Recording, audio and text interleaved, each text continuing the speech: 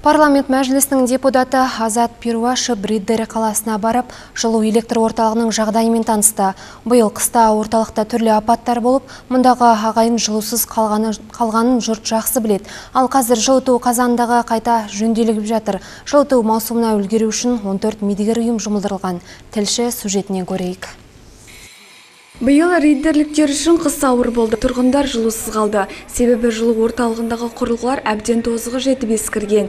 Қыстағы қиындықты қайталамау үшін бұл жер қайта жөнделіп жатыр. Жылыту маусымына дейін қазандық қондырғылары мен жүйенің қосалқы элементтері дайын болуы тиіс. Парламент депутатының келген себебі де осы. Біз яғни үмітпен қарап отырмыз. Расында қазір кейбір көрсеткіштерге қарасақ үлкен жұмыс атқарылып жатыр. Негізінде осы жылу сезонға шейін ол істеп кету керек деп үміттенеміз. Бірақ ары қарай мәселе тек қана осы сезонға дайындауда ғана емес, ары қарай да бұл объект, бұл станция тұрақты түрде істеу үшін одан да басқа бірталай мәселеде шешу керек. Орталық осы жылыту маусымында ғана емес, ары қарайда апатсыз қыста үзіліссіз жұмыс істеуі тиіс. Риддер әкімі жөндеу жұмыстары қатаң бақылауда екенін айтады.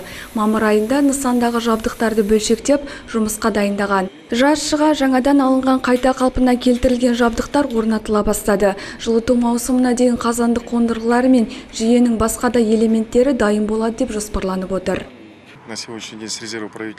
Мемлекет қазынасынан 6 қазандықты жөндеу үшін 7,3 миллиард теңге бөлінген. Оның 1,1 миллиарды қаланы жылумен қамту жүйесіне жұмсалады. Ал облыстық жергілікті бюджеттен бөлінген 570 миллион теңге қосалқы жабдықты жөндеуге кетеді. Риддер қаласының жылыту маусымына 20 қыркүйек күні дайын болып, жылу және ыстық сумен қамтылатынына ешқандай күмән жоқ. Дегенмен қала әкімі жөндеу кезінде кейбір жұмыстар белгіленген уақыттан кешігіп жатқанын айтады. Бұл негізінен қажетті жабдықтардың тасымалына байланысты екен. Ардан Әсерқызы, Дошан Мұхамедқали, Мейір Асхатұлы, Алтай ақпарат.